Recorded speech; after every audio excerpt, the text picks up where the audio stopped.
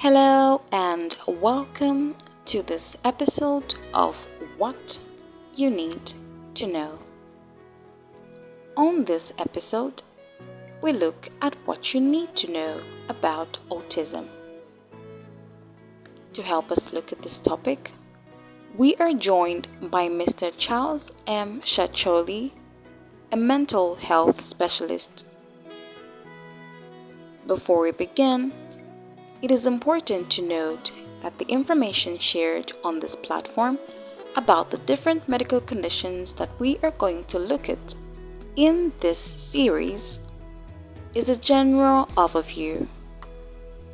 It is basically what you need to know about these medical conditions so that you're able to make informed decisions regarding your health. That being said, here is what you need to know about autism with Mr. Shacholi.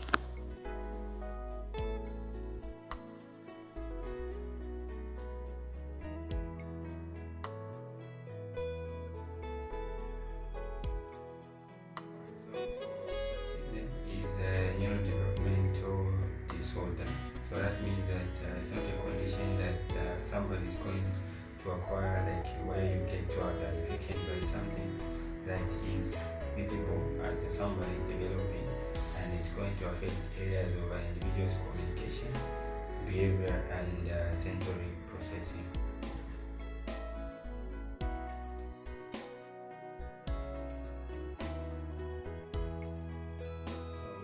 It's important to have an understanding about autism because anybody who happens to have the symptoms of autism, they need to be able to begin early interventions because it can help them in terms of how they are going to be able to recover or just the progression of the condition in this individual.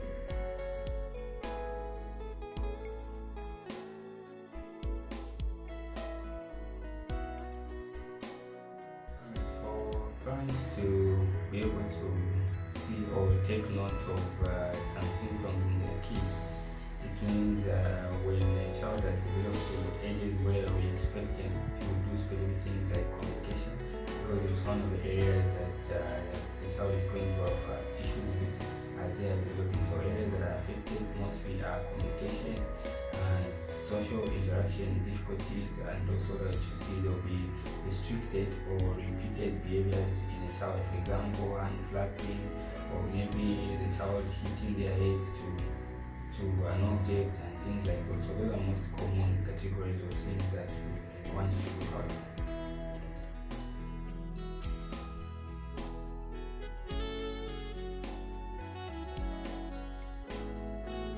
So autism can be diagnosed in the early stages of childhood, but mostly we expect for children, mostly those ones where we expect certain things that we want to see begin happen. So when a child reaches an age where we expect them to interact with other kids, then we see that they're unable to do that. Well, at the stage where we expect a child maybe to be able to do certain things and then they're unable to do, for example, certain things in terms of behavior, things that we want them to do and then they're unable to do, maybe isolating themselves or they repeatedly do certain behaviors, or sometimes others can even become aggressive towards their friends, or they don't want to interact with their friends, they are socially withdrawn. So mostly in the early ages, maybe we would say parents can begin to notice certain behaviors. In some at least some of them, at least when they are above 2 years old, going upwards.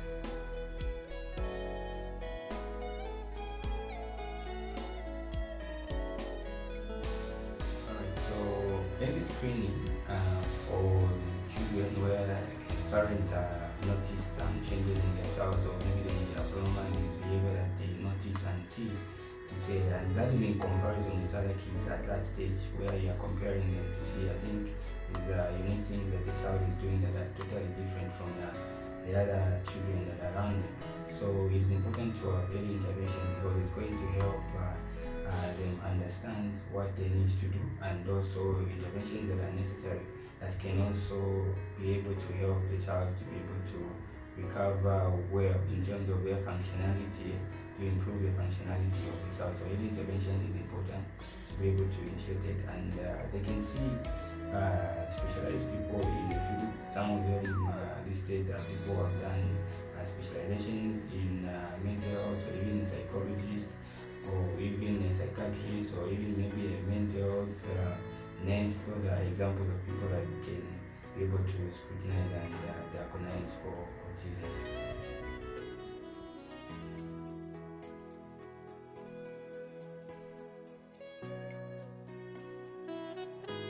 So factors that can contribute to a child having autism. One, we can start with the genetics.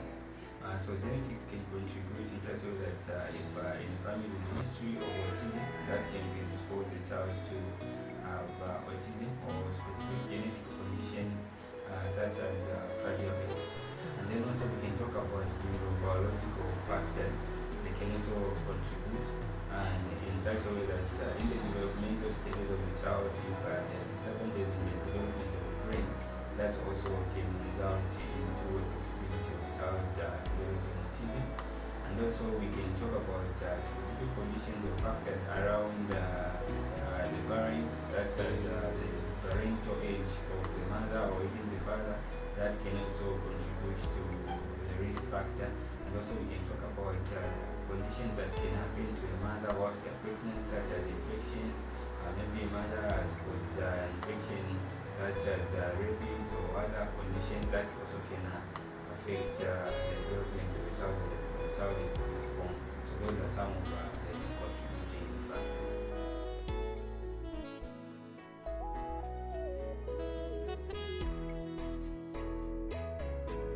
So if you talk about the myths, I know there might be a lot, but certain times one of the biggest myths about autism is where people think that immunization is one of the contributing factors to causing autism. I think research which has been done has proved that there's no immunization that causes autism, and the truth is that it is a genetical disorder developing as a result, or it can be as a result of other factors that have affected the brain itself in the development of the child.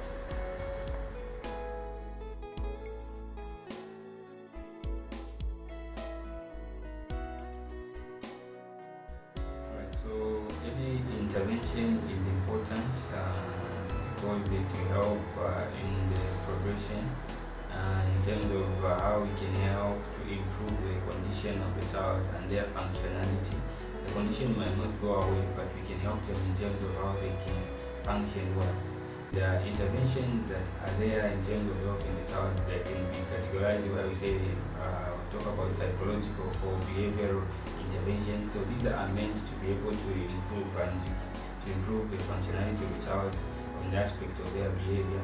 And then also on educational aspect, it means we can give a recommendation of the child going to a special school where they might need attentive and teachers that are specialized in special education to help them through.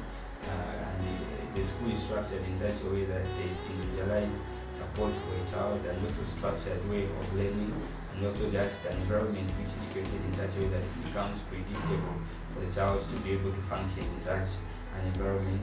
And also we can talk about family supports. So families are able to be educated about the condition. They are also taught about how to manage a child and be able to walk around all the symptoms that the child is experiencing.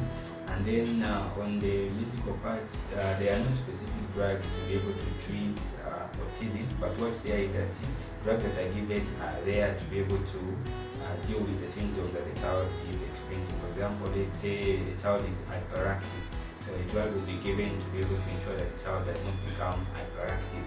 So drugs are only specific depending on the degree of the symptoms that the child has. So they are being given just for that aspect of helping with the symptoms if they are more severe in that child.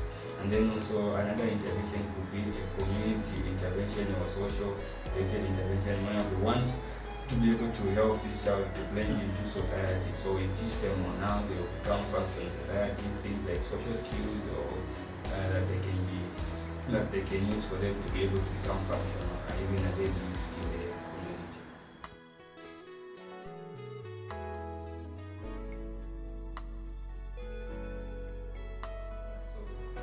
Challenges that autistic people might face, some of them like can begin with is on the aspect of communication.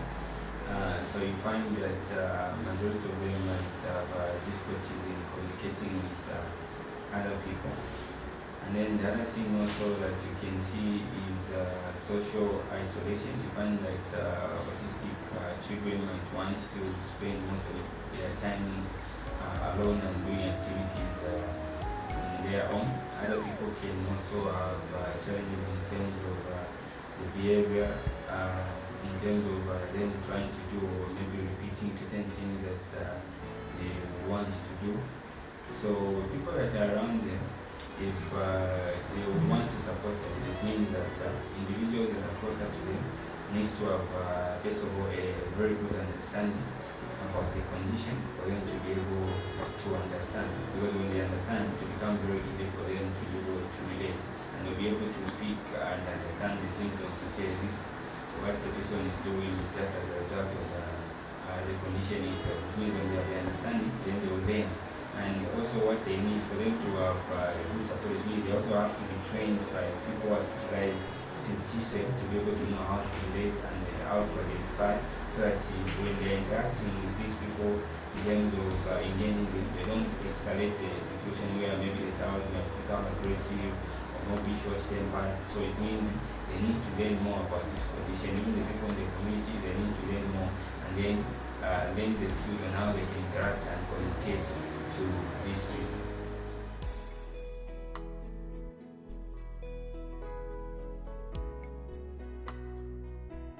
So for those who've got kids that have got autism, support is there.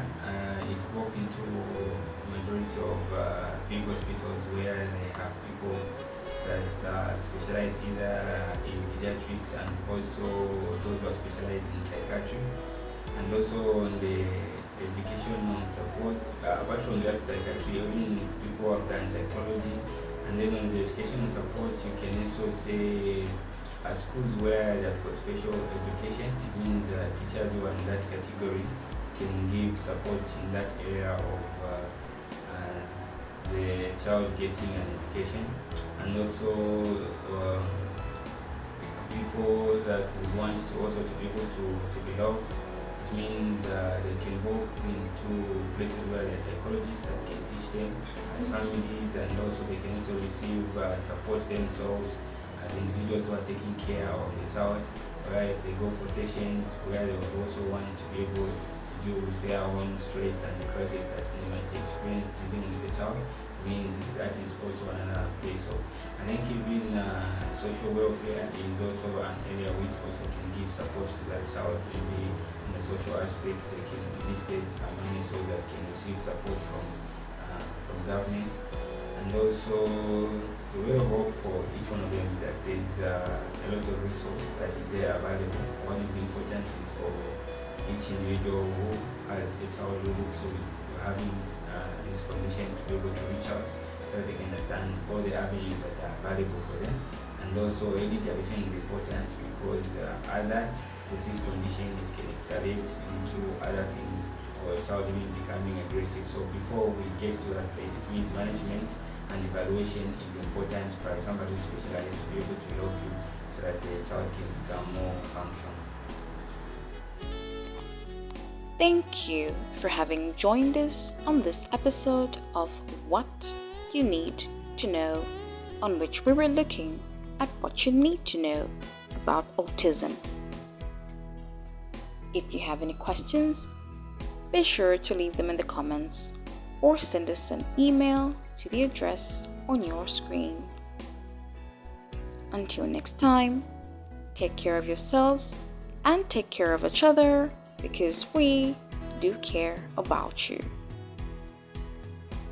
Goodbye.